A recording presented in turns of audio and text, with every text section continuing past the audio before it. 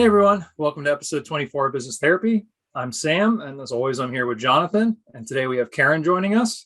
Before we get started today, don't forget to like, subscribe, and leave a comment so you can stay up to date on all of our weekly topics and discussions.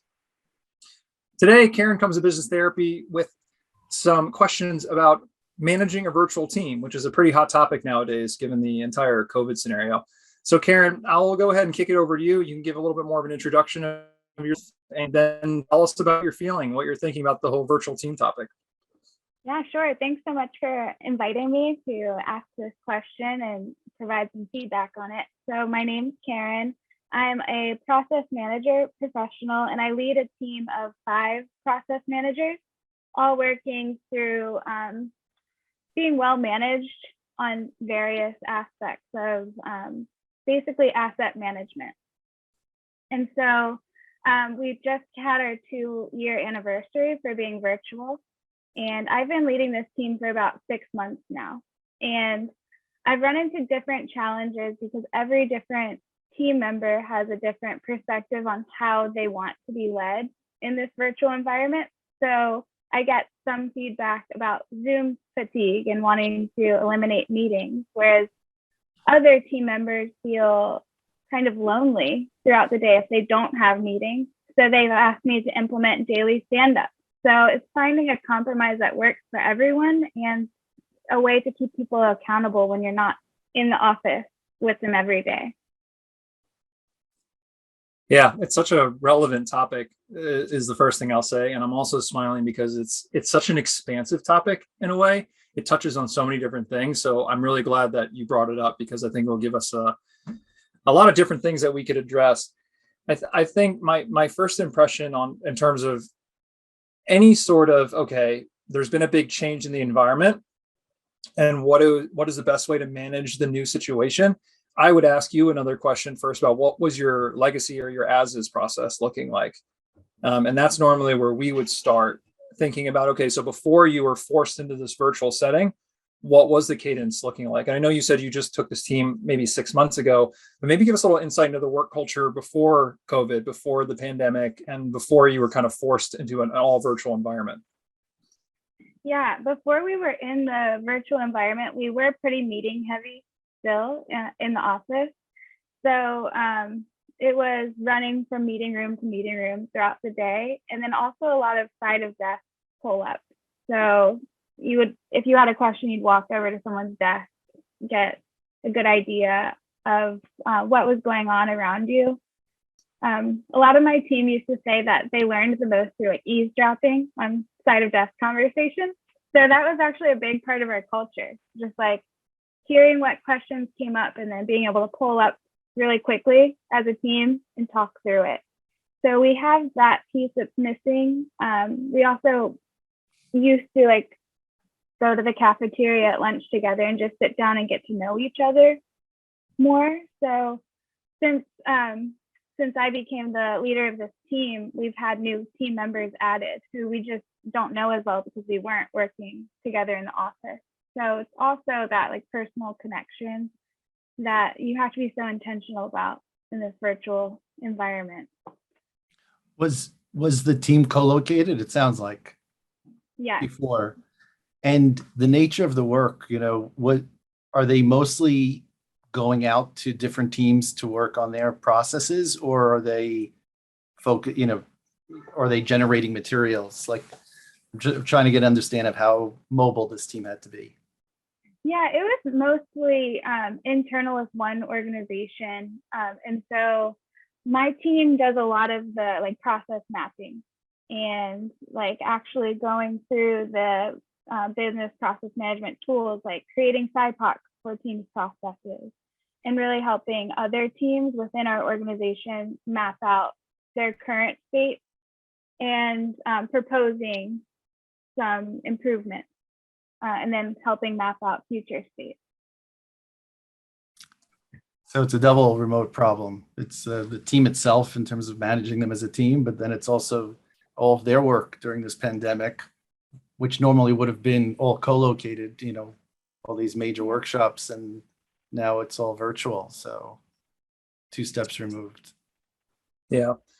And in the legacy environment that you're describing, did you have the same sort of discussion of meeting fatigue, or did we find that in person and all these sort of ad hoc and scheduled transactions, it didn't seem to tire people out as much?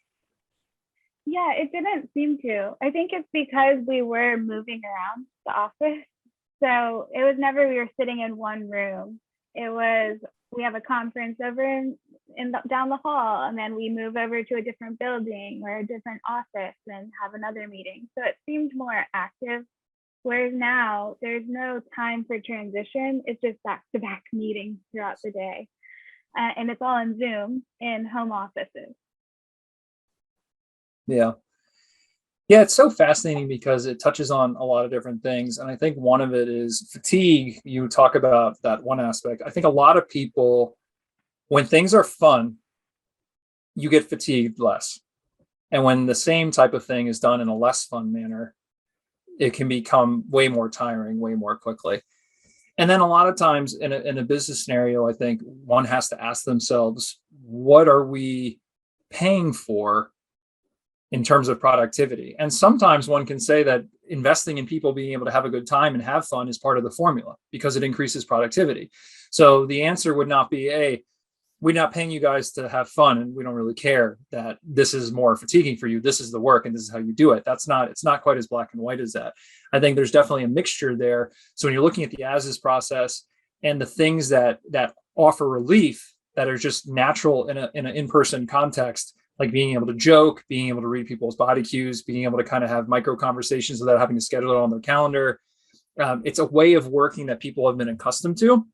And it also just made the work more enjoyable. And then when you lose that, it's one of those things. And I know, Jonathan, you and I talk about this a lot, which is what you lose that you may not have been taken for granted can be a big cost. Because if you look at your old environment as this was an actual added benefit to the process, that you had these micro interactions, that people were able to see other people around to do these things, it's a cost to lose that. So one question is, how are you replacing that in the Zoom environment? When you think about it that way, what were the positive things that were offsetting some of the drudgery of all-day meetings, of all-day workshops, of these things? And have we adequately invested in identifying the gap or replacing them in the virtual environment? And that becomes an interesting, okay, how do I take my current process and then I modulate it so that the new context can fit it? And I think a lot of companies are struggling with this. And I think it will lead to some of your other questions, which is, what are the mechanisms in place? Are we replacing some of the fun aspects, some of the more human aspects in the virtual environment? And I think a lot of people, that's what they're asking. What are those things? And how would we replace them virtually? Can we replace them virtually? And if the answer is we can't, well, then how do we change the workday so that it can accommodate to the new scenario? So that's a broad comment. And Jonathan, you look like you're I'll make a suggestion that the issues that remote work brings up are not new and are not specific to the fact that it's remote work. I think the remote work is forcing us to be a lot more deliberate in understanding all the different dimensions of work. So one, what are the objectives the team has? Like, what does success look like for each team member and for this team as a whole? Before, because everybody saw everybody working, you don't really have as much of a sense of, oh, maybe somebody's not working enough or, isn't doing something. Now, unless you're on back-to-back Zoom calls, maybe that's the equivalent of someone not being at their desk or something like that. But as you're saying, it's not productive. If you're on Zoom calls all day long, you're probably not, you're not generating a lot of new thought or product. Although I appreciate some of the product, that your team produces is the actual call, maybe a mapping or, something that's occurring.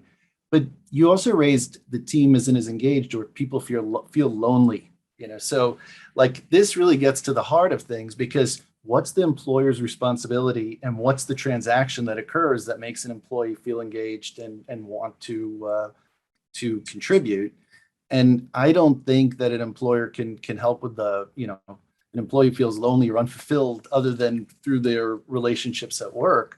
That being said, for each one of these areas, I think we can be very deliberate. And I don't know if Sam, maybe we break it down, to the different areas, but I think starting with objectives that the team has, I think that a lot of studies are showing now that people only have a certain number of productive hours every day anyway. And it's not 8 hours or whatever number of hours people are assessing, because the brain just can't stay on that much. So what would be a reasonable amount to expect from this team, and a reasonable output based on maybe 4 hours in a given day.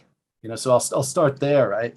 Do you think you could be that deliberate in looking at an expectation for individual team members, or what you would consider success for the team that goes beyond number of hours? Yeah, I really like that thought process, and it's not something I've really thought about. But the reason I really like that idea of trying to measure productivity in less time, like 4 hours, is right now, because of the way that our virtual environment is structured with meeting after meeting, my team has no time to think.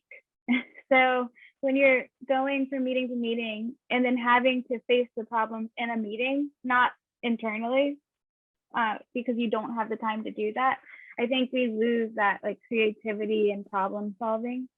And I really think that time just allotted to just sit down and think about a problem or reflect or go on a walk and think things through is what we're missing, and is what's really important.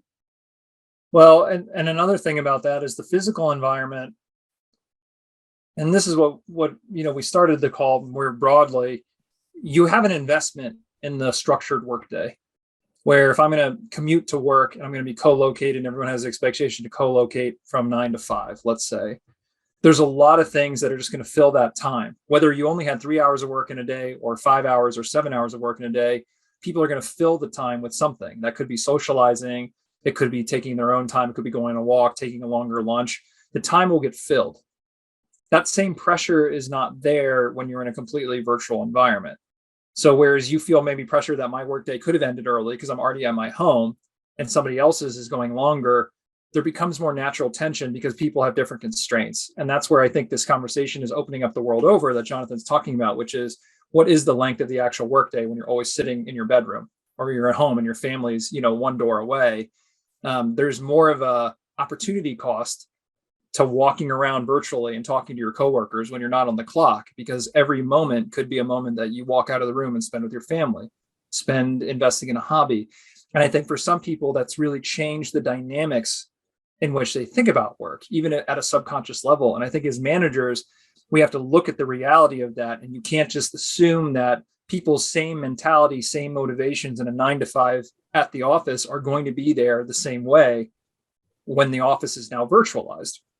And I think that's something that first bringing awareness to that as a manager is going to be important, in understanding, well, hey, my team was really happy before the pandemic, and now they're all really sad for a number of reasons that they're trying to articulate.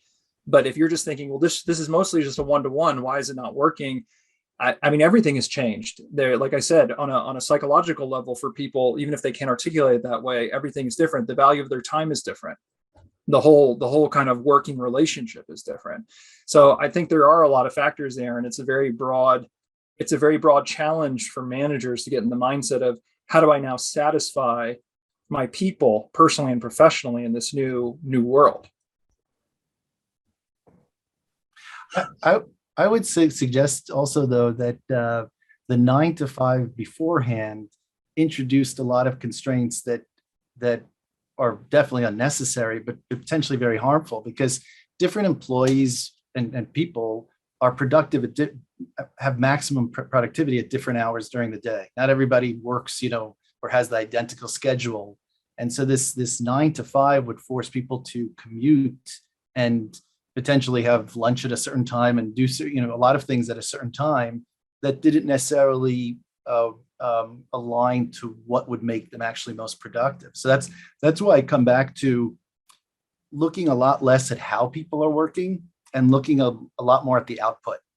Yeah. And it could be hard for, I think, any team, unless you're creating widgets. And Sam and I have talked about this. If you're creating something that's so predictable that you can actually quantify perfectly, it's probably automatable. So you're probably in the wrong line of work. So, it can be hard, but I think that's what I meant before about putting a line in the sand and saying, I'm comfortable with X output. I'm not going to worry about if that means that my team, and a lot of times people pick output that is way beyond what they thought the team could do. but maybe the team does it in half the time. And you have to be comfortable then with the consequence. That could be people not necessarily being online for 8 hours, exactly as you would imagine. Yeah. Well, and Caron, before I just make you sit there and just listen to us go on and on, I want to re-engage you, but give me another minute or two, because I've been synthesizing the conversation a little bit. And I think it would help. My helpful advice would be, if you think about the various factors you're saying, I think when you're the manager and you're trying to cultivate a virtual team, the way I'm trying to articulate a model almost as we speak, where you've got a few different things going on. And the first, number one, is what Jonathan is starting to introduce, which is an objective-based or a value production-based expectation is going to have to be a mindset shift for everyone who's moving to a virtual team environment, because the mentality summarized is not what can we produce in a 9-hour day together. It's what should you be producing on an ongoing basis, and what am I going to measure as like your targets for productivity. And then that's still a shift for a lot of people in terms of how they're managed. And that's like the business centric ask. And then the second dimension is teamwork. So a lot of it is, if you think about back to, I think his name's Tuckman, his model of the forming, storming, norming, and performing of team dynamics. No matter when a team is brought together in person or virtually, there's the tension of getting to know one another, understanding strengths and weaknesses, trying to learn enough about each other personally to actually get to a point where the team is performing. And I think virtually that dynamic changes a lot from in person. So you're managing objectives, you're managing that curve, the ability for people to coalesce successfully and reduce the time it takes from a team to form for it to sync up and start to have synergies and perform. And then the third aspect is the personal one, where you're talking about people are sad, people are lonely. But that to me is a totally separate dimension that you would manage. And these are all like, it's not, hey, I'm managing dimension 1, 2, and 3. But I think thinking about as a manager, the different check boxes that I would want to do to say, how am I going to manage my virtual team? Because you could manage these same dimensions in the local environment. But I think if you think about it that way, they're all different in the virtual environment, and there's no playbook anymore. So how am I going to manage my own objectives and performance targets? How do I manage my teams being able to coalesce quickly and effectively? And then how do I manage my employees' personal well-being, which is their need to socialize, their need to spend 9 hours or the majority of our waking day having some sort of outlet where they can even find coworkers to date, find people who can be friends with them. Like, these are human things that we've been used to in the last few decades of work. And I don't think it's out of the purview of a manager, if you want to be a strong manager, in my opinion, to ask your employee about these things and address them. But I think addressing them at a personal level and not conflating them with personal, like professional expectations, is going to help keep those lines clean. So that's my summary of what I think I would, if I could propose a model on the fly. Let me let you comment if that helps articulate what we might be looking at. Yeah, I think that absolutely helps create like a framework for how to think about the problem and how to address it. I think you both have mentioned just like being at home and how that kind of blurs the lines of work versus home life. And so that's where that piece of like feeling lonely if you don't have a personal connection during the day does tie in with the work, because it does affect the outcome of our objectives. So I think it's all really interesting to think about and to reframe the mindset to focus on the objectives and less on the time. So, and also I love what you're saying, Sam, about just finding that team aspect and like investing in that time. That's something that I've tried to do, like candle making classes and just like team events. But I think it needs to be more of not a once a quarter type of thing. It needs to be like a daily, we need to carve out time to become a team. Yeah. And I think in that way, at least the way I think about it, transparency is so critical in virtual environments, and having people understand what they're doing and why they're doing it. And that's why a lot of times being able to articulate what your goal is of a candle making event is so critical, because for some people, icebreakers and just socializing with their coworkers is torture. And for some people, it's what they're looking for.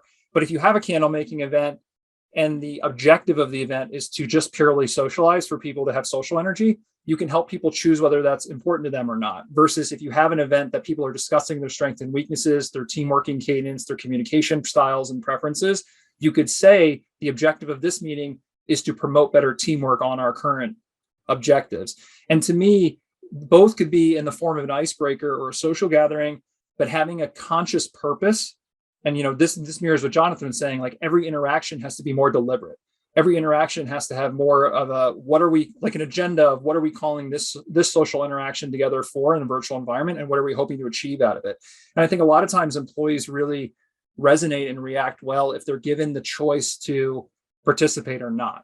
Because if you know what you're trying to achieve and it works for some and not for others, then you can also let them decide. I think a lot of fatigue comes from, I have 8 hours of meetings on my calendar and I don't have a choice whether I need to be in any of them. And I think that also is a big source of fatigue in the virtual world, which is people feel that I don't have any autonomy, whether I have to show up to every single one of these meetings and I don't know the clear objectives. So getting more, it calls for more focus on agendas, more focus on objectives, and trying to help people understand what outcomes they're trying to do before you get into it.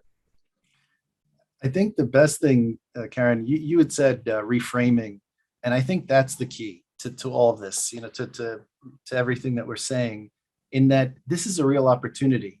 Employers are trying to go back to a 9 to 5 or recreate what exists before, maybe only 3 days instead of 5 days, but basically everyone's trying to get this comfort of what existed before, because there's a sense that there are problems. I can assure you there were plenty of problems before. So maybe some teams, maybe teams were getting together, but there was always some team members who didn't feel engaged, didn't feel like they, liked getting together, or, maybe like the topics or something. We should be thinking this is like an opportunity. This is really exciting, because now we can get to the heart of what's really meaningful and what matters. And this artificial construct of 9 to 5 or whatever the office gave, it was an illusion, and it certainly wasn't productive. So I think if we're very deliberate about what the team's trying to achieve, but then also how to get engagement, like what is meaningful engagement, especially now they're all such a focus on diversity and inclusion. When we have a scenario where you really have to think through, how do we really solicit opinions? How do we really get, different thoughts and innovation here? That it's hard. And that's why I just want to add one comment to what Sam said about agendas and everything else. Even if the meeting is, we're not going to have an agenda, we're going to do nothing. Maybe we'll all just watch each other, do nothing for an hour, and give ourselves a chance just to feel like, oh, we're all together or something. That's fine too, but at least it's deliberate. So, as opposed to, oh, people love the X meeting because it's a chance just to find out how, different people's, kids did on Little League or whatever the heck, but it's more of a chance to, be very, very, very deliberate. Well, I think wasting time, this is the best way to summarize it. Wasting time when you're at home is much more painful for people than wasting time at work. If you're in the office already, somebody wasting your time, it's like, I'm on the clock getting you paid for it. Wasting time in your own home, you become much more aware of how painful that is. And I think it just makes managers' jobs that much more harder, because it's essentially people are putting more pressure on their managers to set a tone that's more efficient and more directional. And like we keep saying, more deliberate, because your employees are going to get disenchanted faster when you're keeping them from the things that they love. And I think that's just a natural outcome that people don't articulate very much, but I've seen it as a very consistent pattern across every industry and size of business, because now you're not keeping them from leaving an hour early from the office. You're keeping them from the things they like doing. You're keeping them from their personal life. It's that much more real. So I guess we've been waxing eloquent. At this level of detail, I know we're kind of high level. So maybe Caron, if this is helpful, tell us maybe if you have any other additional questions about how to put this into application, or maybe some nuanced examples, or how are you feeling right now? Yeah, no, this has been really helpful to help me think through it. I think one thing that I'm actually experiencing right now is onboarding someone brand new to my team. And so that's kind of a whole other aspect of this, because we've established kind of this virtual team dynamic of like trying to do stand-ups and trying to get to know each other. And now it's training and onboarding someone who's brand new to the process space, who's brand new to the whole asset management space. So it's teaching them everything and trying to get them onboarded and trying to make them feel like a team. So that's something that I'm just facing currently, and would love any insight you have, like bringing someone into that environment once you have it established. Sam, I'll just say quickly, I've seen a lot of companies struggle with the onboarding process now. And I think it's because they had a very poor onboarding process before. I'm not suggesting you do at all, but like, I think the primary problem with onboarding before was most of what was meaningful occurred through osmosis. They happened to talk to the person next to them, that they got the real information from, templates or things that someone else, gave to them or they saw them working on. But again, now we have to be very deliberate. What are the skills that we need this person to have? What's the knowledge about the company, and what gets them up to speed? Because there's, especially when you're remote onboard, there's a lot less technical things that they basically need to spend 2-3 days doing, because basically anyone could just zoom on in, and there really is the barrier to being productive is very low. So I think that it's an opportunity, and you could be transparent, with the whole team and say, okay, what was your onboarding process? Who X person who whoever was more recently onboarded, how did you learn? What did you find helpful? What did you find unhelpful? And use as an opportunity as a team, and maybe it's also another team building exercise to identify what would be a better onboarding process and what was not particularly helpful. Yeah. And my answer to supplement that would be, well, first, I think it's an entertaining thing to call out, is that onboarding is so terrible from you really just pull somebody in the office, and a lot of times they'll sit there for hours, and their training is just people coming to them when they need help or they have something, and they just slowly get absorbed. And it's funny because in the virtual environment, that means instead of being in the office with your tie on and appearing to be onboarding, you're just at home for 7 hours a day in your pajamas with no one emailing you, nobody reaching out, and you not doing anything until finally a project actually materializes around you.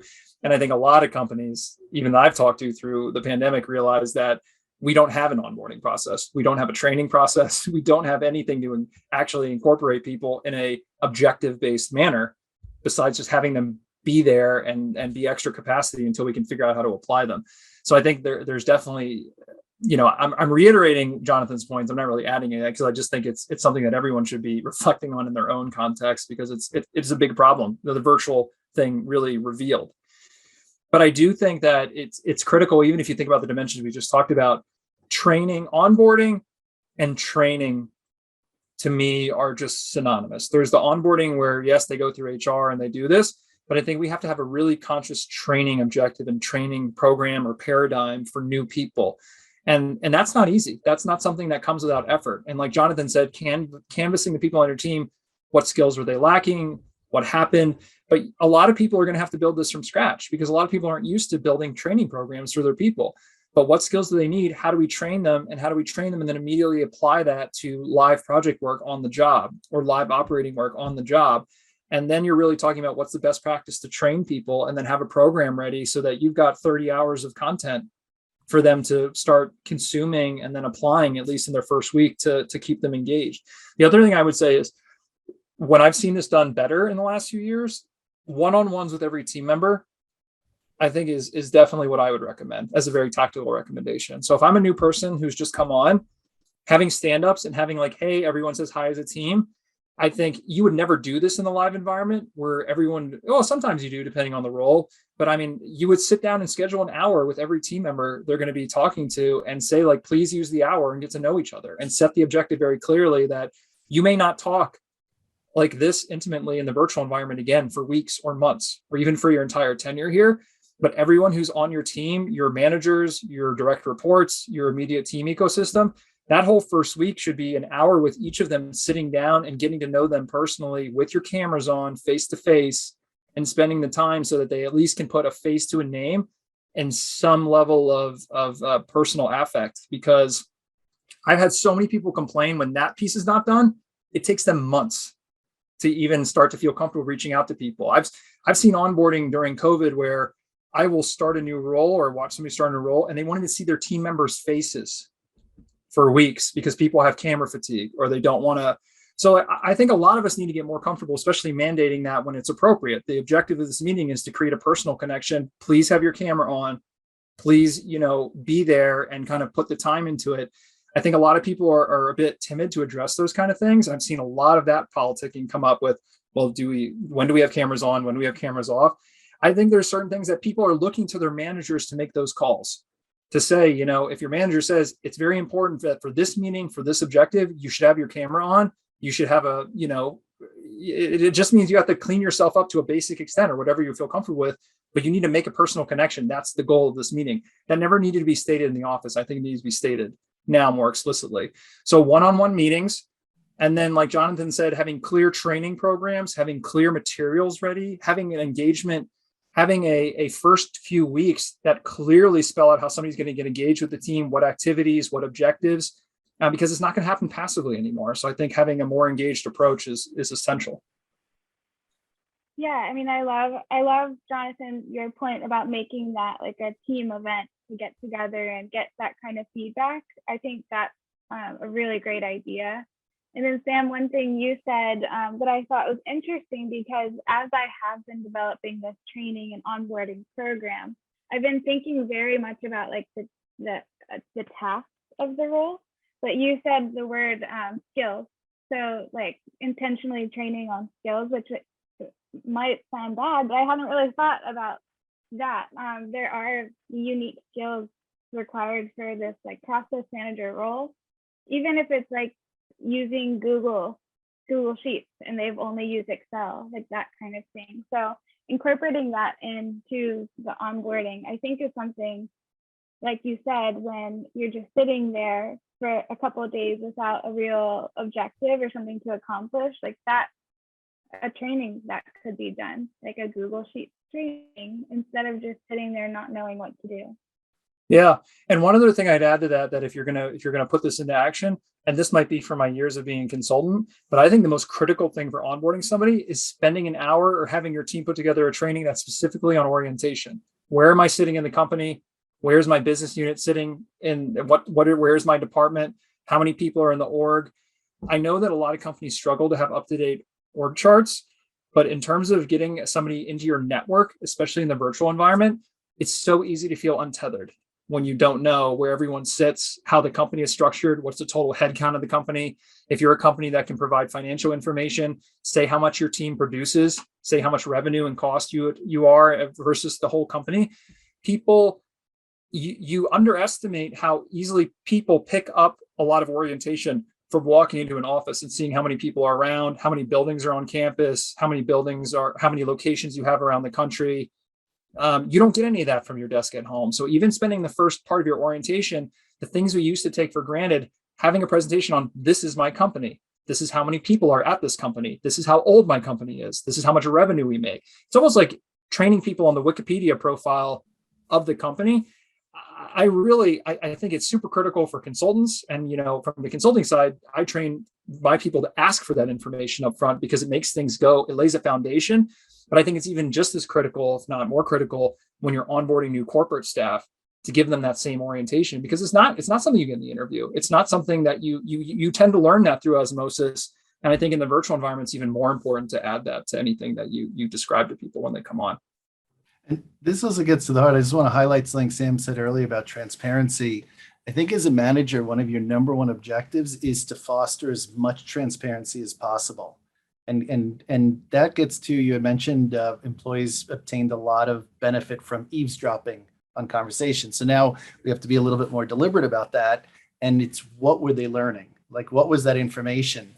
And the amount of time employees spend on wondering about why they did this or that, and the they being some, faceless, leadership, it is incredible. But a lot of the times it's just, it's readily available information. So I think extending Sam's logic about just, giving that transparency as an intro, I think that's another team building exercise. Is what kind of eavesdropping? Like, let's get detailed about what exactly we learned from there, and maybe we could be more deliberate about it. Or maybe there are other Zoom calls that are going on at the company that maybe we could be, we could have a representative listen in on.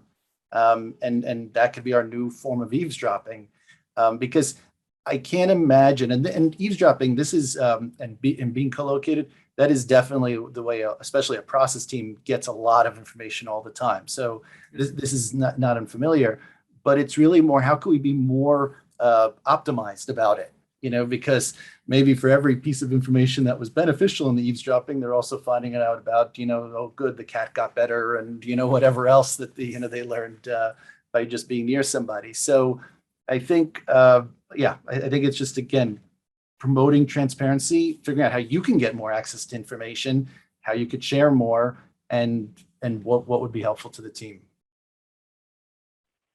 Yeah, I really love that idea because my team does interact with several other teams within the organization. And that idea just made me think of like sending a representative to a monthly team meeting of another team and just having them sit there and not really participate, but just hear what they think is important that's going on in their world would be really beneficial for our team. Because we have organizational restructures all the time within other teams. And in this virtual environment, we often hear about it because we reach out to someone and they say like, I'm not doing that anymore, go to this person. But there is a gap in communication there. So I think that's a really great idea that I'll definitely take back to try to get someone in on these team meetings. What would be, I bet, in the past, I've asked people who even lead other teams or can be quite senior in an organization, would you mind giving a 20-minute presentation to my team on, what you do on X topic?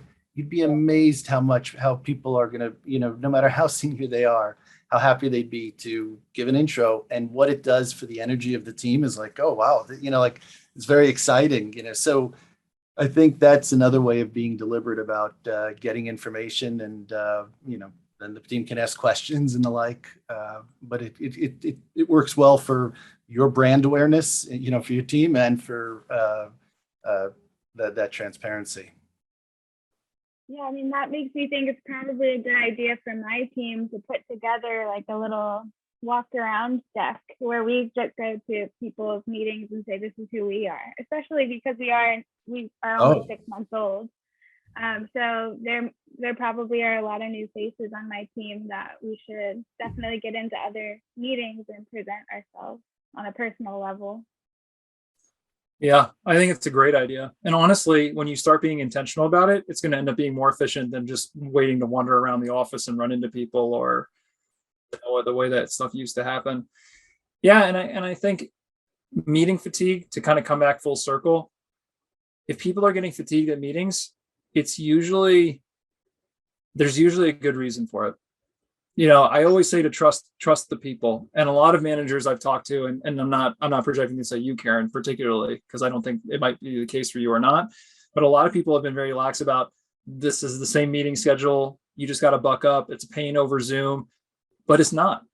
It's the same meetings in a different context are not the same meetings. And if people are finding them to be tiring or they're not as productive, you got to take that space to open up and think, how can we be more productive given this new context? How can we all meet our requirements and do things in a different way? And I think that's the innovation part. That's the exciting part.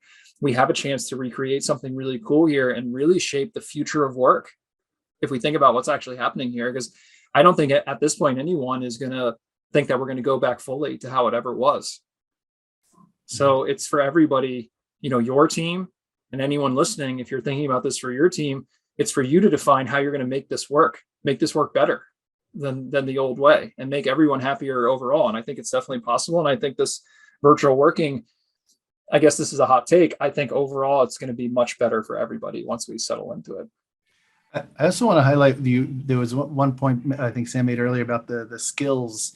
I think when it comes to investing in employees and creating that engagement from them, if they believe that you're championing them as an individual and their capability as an individual, that creates a much stronger bond than any other amount of time you're gonna spend with the individual. At least it'll create a greater bond with someone who you'd want, to promote within the organization.